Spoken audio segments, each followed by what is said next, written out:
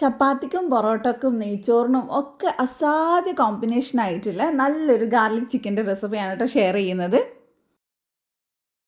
അപ്പോൾ ഇത് ഉണ്ടാക്കാനായിട്ട് ആദ്യം തന്നെ ഞാനിവിടെ ഒരു കപ്പോളം വെള്ളം ചൂടാൻ വെച്ചിട്ട് അതിലേക്ക് ഞാനൊരു 10-12 വറ്റൽമുളക് ചേർക്കുന്നുണ്ട്. ഇത് എരിവില്ലാത്ത കാശ്മീരി മുളകാണ് കേട്ടോ, അതുകൊണ്ടാണ് ഇത്രയും ചേർത്തിട്ടുള്ളത്. ഇത് കറക്റ്റ് പാകമായിരിക്കും ഈ ഒരു ചിക്കന്.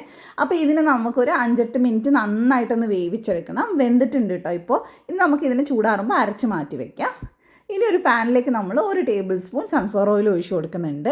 ഇതിലേക്ക് ഞാൻ അത്യാവശ്യം വലുപ്പമുള്ള ഒരു വെളുത്തുള്ളി മൊത്തമായിട്ട് ചേർത്ത് കൊടുക്കുന്നുണ്ട്. ചെറുതാണെങ്കിൽ 2 ചേർത്ത് കൊടുക്കണം. എന്നിട്ട് ഇതിനെ നമുക്കൊന്ന് വേവിച്ചെടുക്കാൻ കേട്ടോ വേണ്ടത്. ഇത് എൻ്റേതായ രീതിയിലാണ് ഞാൻ ചെയ്ത് കാണിക്കുന്നത്. നമ്മൾ ഒതൻറ്റിക് ആയിട്ടുള്ള രീതിയിലൊന്നുമല്ല, വളരെ ടേസ്റ്റിയാണ് ഇങ്ങനെ ചെയ്യുന്ന സമയത്ത്. ഇനി ഇതിലേക്ക് 2 ചെറിയ സവാള ക്യൂബായിട്ട് കട്ട് ചെയ്തിട്ട് അതും കൂടെ ചേർത്ത് കൊടുക്കുന്നുണ്ട്. ഇനി നമുക്കിത് നന്നായിട്ടൊന്ന് വഴറ്റിയെടുക്കാം. വെളുത്തുള്ളിയും സവാളയൊക്കെ അത്യാവശ്യം നന്നായിട്ട് വേവുന്ന പോലെ തന്നെ ചെയ്യണം, അല്ലാതെ ചില്ലി ചിക്കൻ പോലെ അങ്ങനെ ചെറുതായിട്ട് വേവിച്ചാൽ പോരാ. അപ്പോൾ നമ്മൾ കുറച്ചും ഉപ്പും കൂടെ ഇട്ട് കൊടുക്കുന്നുണ്ട്, പെട്ടെന്നൊന്ന് വെന്ത് കിട്ടാനായിട്ട്. അപ്പോൾ ഞാനിവിടെ 1/2 കിലോ ചിക്കൻ്റെ അളവിലാണ് കേട്ടോ ഇത് ചെയ്ത് കാണിക്കുന്നത്. ഇത് ബോൺലെസ് പീസ് വെച്ച് ചെയ്യണമെങ്കിൽ അങ്ങനെ ചെയ്യാം. ഞാനിപ്പോൾ ബോണുള്ള എല്ലാ പീസും എടുത്തിട്ടുണ്ട്.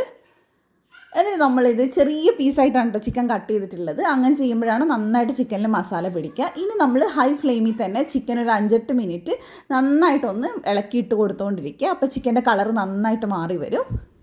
അപ്പോൾ അതേ ചിക്കൻ്റെ കളർ മാറി നല്ല വെള്ള കളറായിട്ടുണ്ട്. ഈ സമയത്ത് ഫ്ലെയിം ഒന്ന് കുറച്ച് കൊടുക്കുക. എന്നിട്ട് നമുക്കൊരു 1.5 ടേബിൾ സ്പൂൺ ടൊമാറ്റോ സോസ് ചേർത്ത് കൊടുക്കുക. നല്ല കട്ടിയുള്ള ടൊമാറ്റോ സോസാണ് കേട്ടോ. ഇനി ഇത് നമുക്കൊന്ന് മിക്സ് ചെയ്തെടുക്കാം. അതിനുശേഷം ഇതിനകത്തോട്ട് നമ്മൾ നേരത്തെ വേവിച്ച് അരച്ച് വെച്ചിട്ടുള്ള മുളകുണ്ടല്ലോ, ആ പേസ്റ്റ് മുഴുവൻ നമ്മൾ ചേർത്ത് കൊടുക്കുന്നുണ്ട്. എരിവ് കറക്റ്റ് ആയിരിക്കും, കൂടുതലൊന്നും ഉണ്ടാവില്ല. അപ്പോൾ നല്ലപോലെ നമുക്കൊന്ന് മിക്സ് ചെയ്തെടുക്കാം. നിങ്ങളുടെ കയ്യിലുള്ളത് ഒരുപാട് എരിവുള്ള മുളകാണെങ്കിൽ അതിനനുസരിച്ച് കുറച്ചിട്ട് എടുക്കാം കേട്ടോ. ഇനി ആ മിക്സിയുടെ ജാറിൽ കുറച്ച് വെള്ളം കൂടി ഒഴിച്ചിട്ട് അതും കൂടെ ഒഴിച്ചു കൊടുത്തിട്ടുണ്ട്. ഇപ്പോൾ ചിക്കൻ ഏകദേശം ഒരു 1/4 ഭാഗമേ കുക്കായിട്ടുള്ളൂ, ബാക്കി നമുക്ക് വേവിച്ചെടുക്കാനുണ്ട്. ഇനി ഇതിനകത്തോട്ട് ഞാൻ ഒരു 1.5 ടീസ്പൂൺ വിനാഗിരിയും കൂടെ ചേർത്ത് കൊടുക്കുന്നുണ്ട്. ലെമൺ ജ്യൂസ് ആയാലും കുഴപ്പമില്ല. അപ്പോൾ നല്ലപോലെ നമ്മൾ മിക്സ് ചെയ്തെടുത്തതിന് ശേഷം ഇനി നമുക്കിതിനൊന്ന് അടച്ച് വെച്ചിട്ട് ഒന്ന് വേവിച്ചെടുക്കണം. ഈ റെസിപ്പി നമ്മൾ 3-4 വർഷം മുമ്പ് ഓൾറെഡി ഇട്ടിട്ടുള്ളതാണ് കേട്ടോ. ഒരുപാട് നല്ല കമൻസ് കിട്ടിയിട്ടുള്ള ഒരു റെസിപ്പിയും കൂടിയാണ്. അപ്പോൾ നമ്മളിത് അടച്ച് വെച്ചിട്ട് ഏകദേശം ഒരു 10 മിനിറ്റോളം വേവിച്ചിട്ടുണ്ട്. ഇപ്പോൾ ഏകദേശം ഒന്ന് ഡ്രൈ ആയി വന്നിട്ടുണ്ട്. ഈ ഒരു പരുവത്തിൽ ഇറക്കി വെച്ചാൽ മതി. അപ്പോൾ ഞാൻ കുറച്ചും കൂടെ ഒന്ന് തിക്കായി കിട്ടാൻ വേണ്ടിയിട്ട് 1 ടേബിൾ സ്പൂൺ കോൺഫ്ലോറിലേക്ക് 1/4 കപ്പ് വെള്ളം ഒഴിച്ച് മിക്സ് ചെയ്തിട്ട് അതുകൂടെ ചേർത്ത് കൊടുക്കുന്നുണ്ട്. ഈ സ്റ്റെപ്പ് കംപ്ലീറ്റ്ലി ഓപ്ഷനിലാണ്, നിങ്ങൾക്ക് വേണമെങ്കിൽ മാത്രം ചെയ്താൽ മതി. ഇല്ലെങ്കിലും ചാറ് അത്യാവശ്യം തിക്കുണ്ടാവും. കുറച്ചുകൂടെ ഒന്ന് ഗ്രേവി കിട്ടാൻ വേണ്ടി ഞാൻ ചെയ്തതേ ഉള്ളൂ.